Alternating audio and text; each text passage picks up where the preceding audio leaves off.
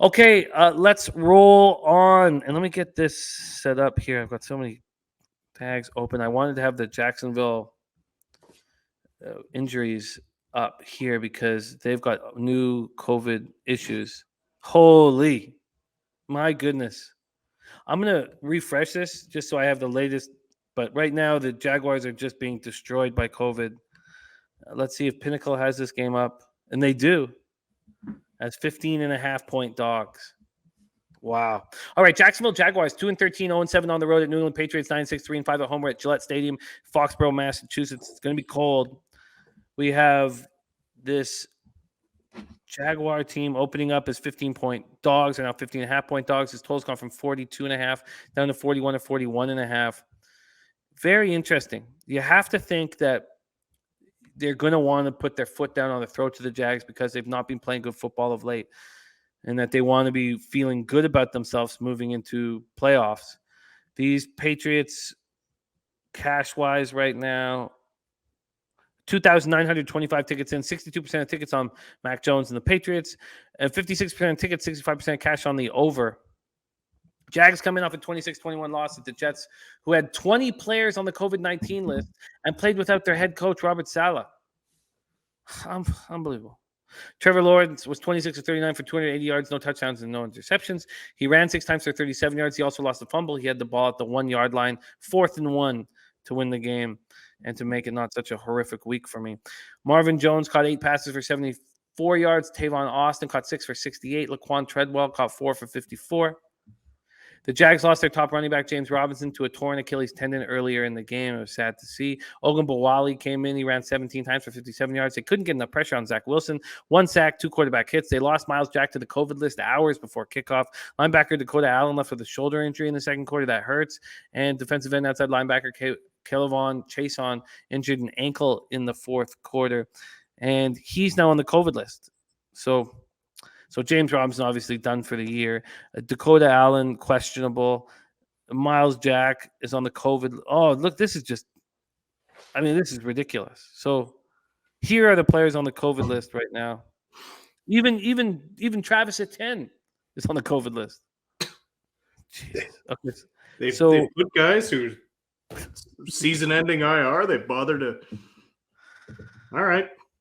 Ben Barch, offensive tackle. Jordan Smith, defensive end. Laviska Shenault, wide receiver. Miles Jack, linebacker. Dan Arnold, tight end. Chris Manhertz, tight end. Luke Farrell, tight end. Malcolm Brown, defensive tackle.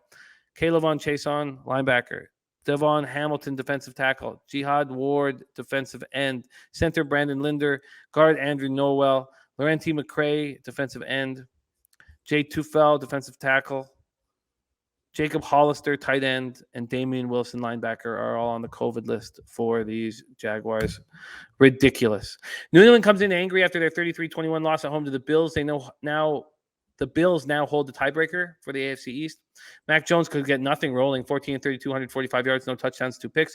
Jacoby Myers caught 6 passes for 59 yards. Damian Harris ran 18 times for 103 yards, 3 touchdowns. Their defense could put no pressure on Josh Allen. He threw for 314 yards, 3 touchdowns. The Pats finished with 0 sacks, 4 quarterback hits. And they've added big names to their COVID list.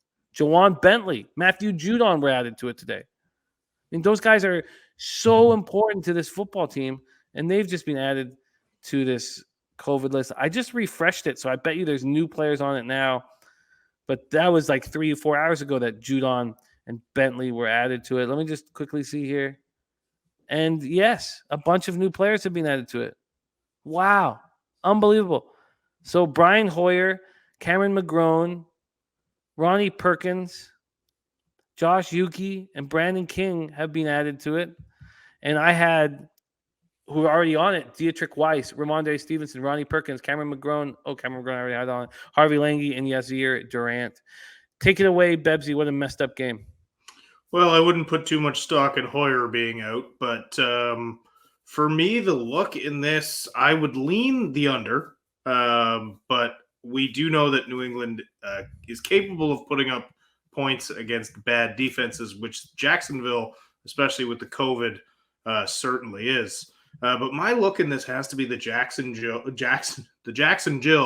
The Jacksonville Jaguars team total under because they, well, first of all, they stink. Second of all, they're going against a very talented New England Patriots defense.